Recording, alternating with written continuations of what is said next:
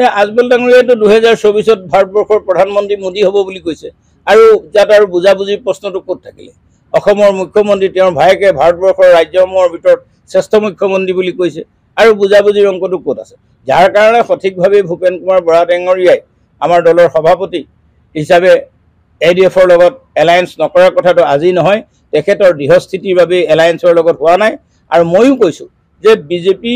আৰু এডিএফ একেটা মুদ্ৰাৰে ইটো সিটো বিৰোধী আৰু এডিএফক যেতিয়ালৈকে আমি নিৰ্মূল কৰিব নোৱাৰোঁ তেতিয়ালৈকে বিজেপিক পৰাভূত কৰাটো আমাৰ কাৰণে কঠিন হ'ব ইংগিত আহিছে নেকি যে এইবাৰ আজমলক বিজেপিয়ে কোৱাৰ ধৰণে যে কংগ্ৰেছ আৰু AITF একেলগ হোৱাৰ এটা ইংগিত গ্ৰহণ কৰা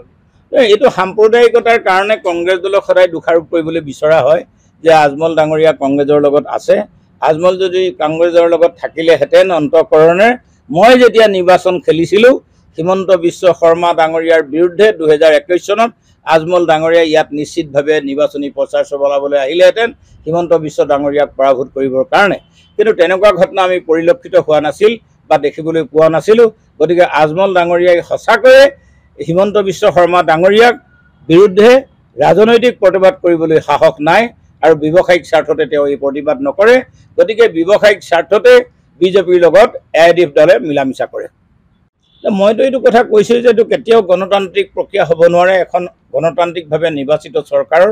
বিৰোধী দলৰ এটা কাৰ্যালয় এনেকৈ ঘেৰি লোৱা এনেকৈ কাৰ্যালয়টো নাইকিয়া কৰি পেলোৱা এইটো কেতিয়াও গণতান্ত্ৰিক কাৰ্য হ'ব নোৱাৰে যদিও মই যিখিনি নলেজ আছে মোৰ জ্ঞাত মই বাৰে বাৰে কৈছোঁ যে এই ক্ষেত্ৰত আমাৰ দলৰ সভাপতি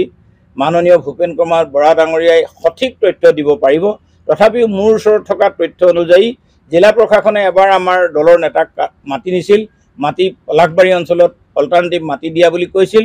জালুকবাৰী সমষ্টিৰ কাৰণে পলাশবাৰীত মাটি দিয়া কাৰ্য কেতিয়াও গ্ৰহণযোগ্য নহয় হ'ব নোৱাৰে আৰু জালুকবাৰী সমষ্টিৰ পৰা মাটি কাৰ্যালয়টো পলাশবাৰীত মাটি দিলেও নিৰ্মাণ কৰি দিয়াৰ কোনো প্ৰতিশ্ৰুতি দিয়া বুলি মই নাজানো গতিকে যিয়ে নহওক লাগে এই ঘটনাটো গণতান্ত্ৰিক বুলি ক'ব নোৱাৰি এখন গণতান্ত্ৰিকভাৱে নিৰ্বাচিত চৰকাৰৰ বিৰোধী দলৰ কাৰ্যালয় এনেকৈ নিৰ্মূল কৰি দিম বুলি বা ধ্বংস কৰি দিম বুলি কথা কেতিয়াও গণতান্ত্ৰিক হ'ব নোৱাৰে দলে প্ৰাৰ্থিত্ব বিচাৰিছে যে 1 লাখ টকা ইমানদাৰ সৈতে দলে অসমৰ 14টা সমষ্টিৰ কাৰণে প্ৰাৰ্থিত্ব বিচাৰিছে আৰু সেই মৰ্মে মই গুৱাহাটী পাৰ্লিমেণ্টৰ কাৰণে আৰু